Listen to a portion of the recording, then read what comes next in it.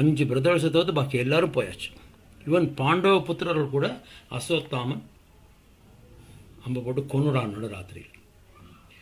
அப்புறம் என்ன பண்ணான், அந்த குலத்தையே பூண்டோட அழிப்பின்னு சொல்லிட்டு பிரம்மாஸ்திரத்தை விட்டான் உத்தரை மேல். அபிமன்யு பொண்டாட்டி அவள் மாசமாக இருந்தா. அந்த குழந்தையும் கருவிலேயே இறந்துடுது. கிருஷ்ணர் தான் அதுக்கு உசிர் கொடுத்தார். இந்த பக்கம் கௌரவ ரசூலில் எல்லாரும் போயாச்சு. அத்தனை பிரதேசம் போயிட்டான். கடைசியாக செத்தது துரியோதனன். அதுக்கு முன்னாடி துச்சாதனன். 2 பேரையும் பீமன் கொண்டுட்டான். இந்த கதையெல்லாம் நமக்கு தெரியும். ஃபைன். இப்போ அவள்லாம் ஊருக்கு வரா. யார்? பாண்டவா 5 பேரும் கிருஷ்ணரோட அஸ்தினாபுரம் வரா. எங்கேருந்து? குருக்ஷேத்திராலேருந்து வர்றபோது வந்தால் ஜெயிச்சுட்டு வந்தால் எல்லாரும் அமக்கணமாக கொண்டாட வேண்டாமா? செலிப்ரேஷன் வேண்டாமா? ஒன்றும் இல்லை, எல்லாரும் அழுதுன்னு இருக்கா. ஏன்னா 90% லேடிஸ் விடவாயாச்சு.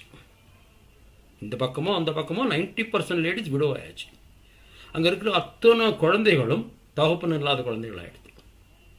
உசுரோடு இருக்கிற கொஞ்சம் ஆம்பளைகளும் கையிலையோ காலிலையோ அவங்களாம் இருக்காங்க. அவங்களாம் சண்டையில், பாக்கி எல்லாரும் செத்து போயாச்சு.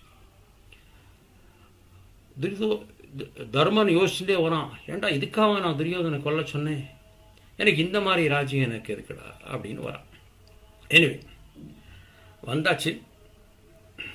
ராஜ்ய அபிஷேகம் நடக்கணும். யுதிஷ்டிருக்கு ராஜ்ய அபிஷேகம் ஆறுது. அப்போ இந்த துரியோதனனும் துச்சாதனனும் இறந்த சோகம் இன்னும் தீரலை. இருந்தாலும் தம் தம்பி பிள்ளைகள் இப்போ ராஜ்ய பரிபாலனை பண்ண